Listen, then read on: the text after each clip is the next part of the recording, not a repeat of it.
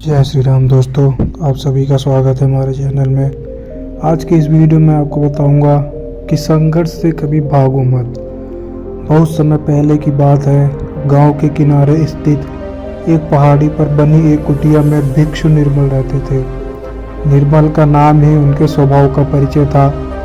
वे अंदर से इतने निर्बल और शांत थे कि उनके पास बैठने से मन का बोझ हल्का हो जाता था। उनकी आंखों में एक गहरी चमक थी, जैसे वह जीवन का रहस्य समझ चुके हों और अब बाकी दुनिया की भागादौड़ी से बिल्कुल निर्मित हो गए। वह बहुत कम बोलते थे और ज़्यादातर समय मौन रहते थे, लेकिन उनकी मन उपस्थिति में एक ऐसा रहस्यमय आकर्षण था जो लोगों को उनकी ओर खींच लेता था। जब लोग उनके पास अपनी समस्या लेकर आते तो वह अपनी समस्याओं को मौन होकर पूरे ध्यान से सुनते और शायद ही कभी कोई उत्तर देते। बस अंत में मुस्कुराकर अपना सिर हिला देते। लेकिन जब कोई बहुत जोर डालकर उनसे उत्तर की मांग करता तो वे सिर्फ एक बात ही कहते, जैसे जीवन में सांस चाहिए वैसे ही लक्ष्य चाहिए। कई लोगों को उनकी यह बात समझ नहीं आती, लेकिन लोग फिर भी उनके पास आते, क्योंकि उनकी उपस्थिति में कुछ ऐसा था कि हर बार लौटने के बाद लोग अपने भीतर एक शांति और समाधान महसूस करते थे। शायद कई बार सबसे गहरे उत्तम मौन में छिपे होते थे। उसी गांव में अरुण नाम का एक युवक रहता था। अरुण एक समय में उत्साह से भरा हुआ और बड़े सपने देखने वाला एक लड़का था। उसने अपने जीवन में बड़े लक्ष्य तय किए थे। उसके जीवन की शुरुआत बहुत उम्मीदों और आकांक्षाओं से भरी हुई थी। उसने एक अक्षय भविष्य बनाने का सपना देखा, एक अच्छा जीवन जीने की योजना बनाई थी। उसे अपने दोस्तों और परिवार वालों का पूरा साथ भी था, लेकिन जैसे जैसे समय बीतता अरुण के जीवन में चुनौतियां बढ़ती गई। पहला झटका उसे तब लगा जब उसने कई जगह काम की तलाश की, खुद की योग्यता साबित करने की कोशिश की, लेकिन बार बार असफलता का मुंह देखना पड़ा। उसकी कड़ी मेहनत और प्रयासों के बावजूद उसे कई नौकरियां नहीं मिल पाई। लोग उसे योग्य तो समझते थे, लेकिन उसको कोई मौका नहीं दे रहा था। धीरे धीरे उसका आत्मविश्वास डगमगाने लगा और वह खुद से सवाल करने लगा, मैं वास्तव में योग्य हूँ या नहीं। इस बीच उसकी व्यक्तिगत जिंदगी भी कठिनाइयों से घिर गई। एक समय था जब उसके दोस्त और परिवार वाले उसके साथ खड़े रहते थे, उसका सहारा बनते थे, लेकिन बार बार की असफलताओं ने उन्हें भी अरुण से दूर कर दिया। कुछ दोस्तों ने उससे पूरी दूरी बना ली, क्योंकि अब उसके पास दिखावे और बताने के लिए कोई सफलता की कहानी नहीं थी। परिवार धीरे धीरे उससे निराश होने लगा। उन्हें लगने लगा कि अरुण अब वन में कुछ नहीं पाएगा। उसके मन को उसके सामने तो कुछ नहीं कहते, लेकिन उसके चेहरे पर चिंता और निराशा साफ साफ झलक रही थी। अरुण को महसूस हुआ कि अब वह उसका कोई नहीं है, न दोस्त है न परिवार। इन सारी मुश्किलों के बीच अरुण खुद को और अकेला ज़्यादा महसूस करने लगा। उसकी उम्मीदें धीरे धीरे खत्म हो गई। वह हर रोज अपने जीवन से हार मानने लगा। उसके मन में एक ही सवाल गूंजता रहता, अब आगे क्या क्या मैं जीवन में कर कभी सफल हो पाऊंगा। उसका मन इस कदर निराश हो गया कि उससे कोई रास्ता नजर नहीं आ रहा था। उसकी नज़र में सारी चीज़ें बिखर चुकी थी। हर असफलता के बाद उसे लगता कि शायद यह मेरी किस्मत में नहीं है, और यहीं से उसकी उम्मीदों का अंत हो गया। वह समझ नहीं पा रहा था कोई भी चीज़ उसके नियंत्रण में क्यों नहीं है। एक दिन जब उसके सारे रास्ते बंद हो चुके थे और उसे लगा कि अब कोई भी उसे समझने वाला नहीं है, उसने गांव में कुछ लोगों से भिक्षु निर्मल की चर्चा सुनी। लोग कह रहे थे कि भिक्षु के पास जाकर उसकी परेशानियां हल हो जाती हैं। अरुण को लगा कि शायद उसकी समस्या भी भिक्षु के पास हो।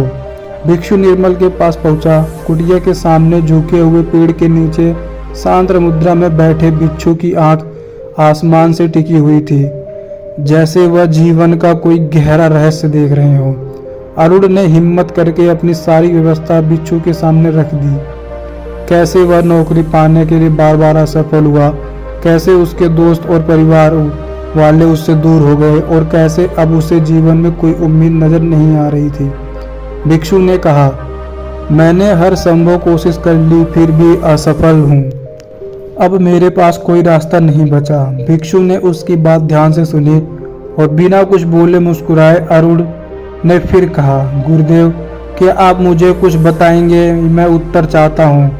भिक्षु ने उसकी ओर देखा, मुस्कुराए और बोले, जैसे जीवन में सांस चाहिए वैसे लक्ष्य चाहिए। अरुण को भिक्षु की बात समझ में नहीं आई। वह सोच में पड़ गया, सांस और लक्ष्य का क्या संबंध हो सकता है। उसने कहा, गुरुदेव मैं कुछ समझ नहीं पाया। भिक्षु ने धीरे स्वयं में कहा, कल सुबह सूरज उगने से पहले नदी के किनारे मिलो। अरुण को यह जवाब समझ में नहीं आया, पर उसने सोचा कि शायद भिक्षु के पास अगली सुबह कोई उत्तर होगा। अगले दिन अरुण सुबह सुबह नदी के किनारे पहुंच गया। वह भिक्षु निर्मल से पहले ही एक पत्थर पर बैठे हुए थे। उनके चेहरे पर वही शांत मुस्कान थी। उन्होंने बिना कुछ कहे नदी की ओर चलना शुरू कर दिया। अरुण ने कुछ भी नहीं पूछा और उनके पीछे पीछे चल पड़ा। दोनों धीरे धीरे नदी के किनारे पानी की ओर बढ़ते हुए जब पानी गले तक पहुंच गया तभी अचानक भिक्षु ने अरुण को कंधे से पकड़ लिया और उसे पानी में डुबो दिया।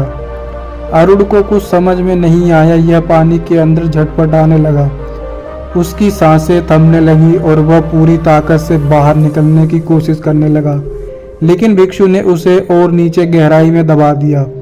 जब अरुण लगभग बेहोश होने की स्थिति में पहुंच गया तभी भिक्षु ने उसे अचानक बाहर खींच लिया। अरुण होते हुए किनारे पर आ गया। उसकी सांस चल रही थी और उसकी आंख में डर और प्रश्नों की बाढ़ थी। भिक्षु ने शांत स्वर में पूछा, जब तुम पानी के अंदर थे तब तुम्हें ज्यादा किस चीज की जरूरत महसूस हुआ करती थी? अरुण ने कहा, मुझे सिर्फ सांस चाहिए थी। भिक्षु मुस्कुराए और बोले, यही सफलता का रहस्य है। जब तुम्हें सांस की तरह कुछ चाहिए तब तुम पूरी ताकत से उसे पाने की कोशिश करते हो, लेकिन जब तुम्हारी इच्छाएं कमजोर होती हैं तुम्हारा प्रयास भी कमजोर रहेगा।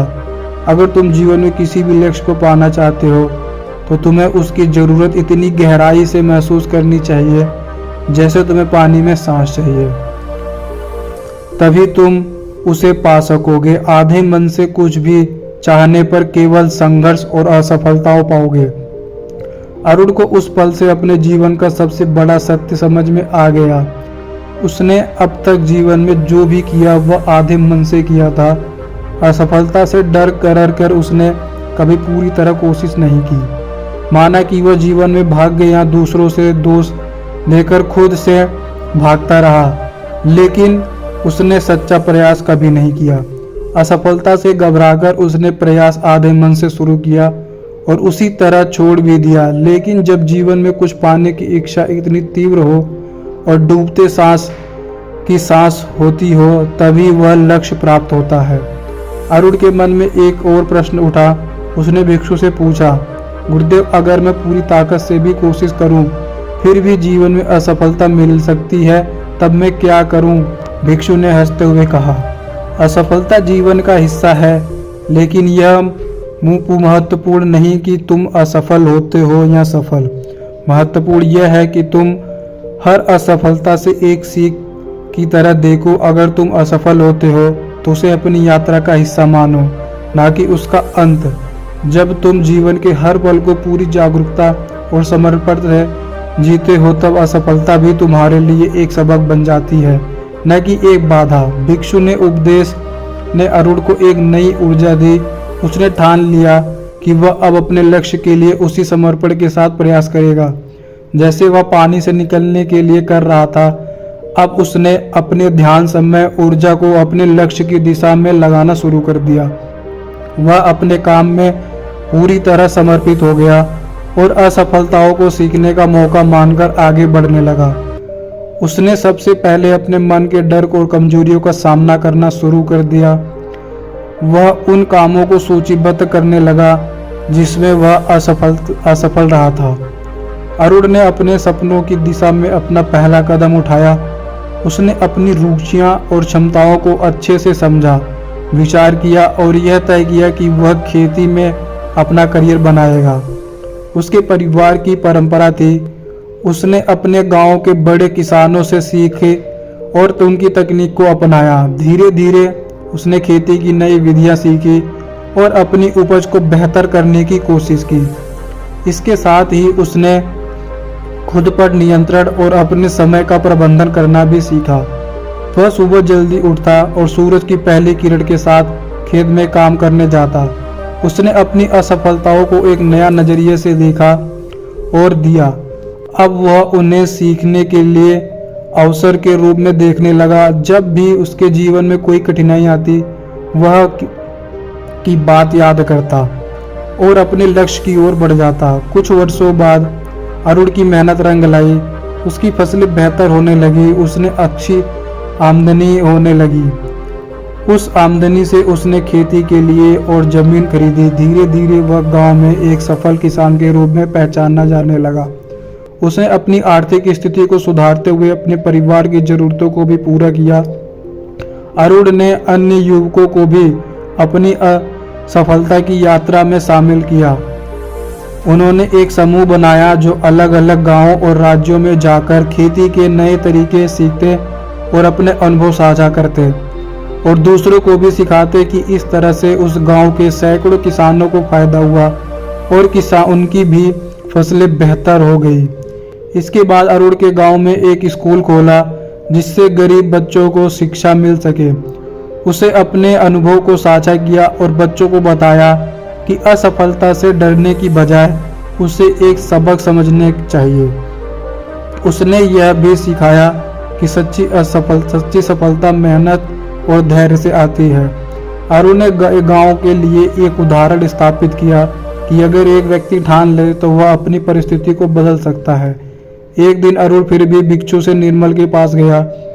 भिक्षु उसे देखकर मुस्कुराए और पूछा, तुमने क्या सीखा? अरुण ने गर्व से कहा, मैंने सीखा कि अगर किसी चीज की आवश्यकता गहरी हो तो उसे पाने के लिए हर संभव प्रयास करना चाहिए।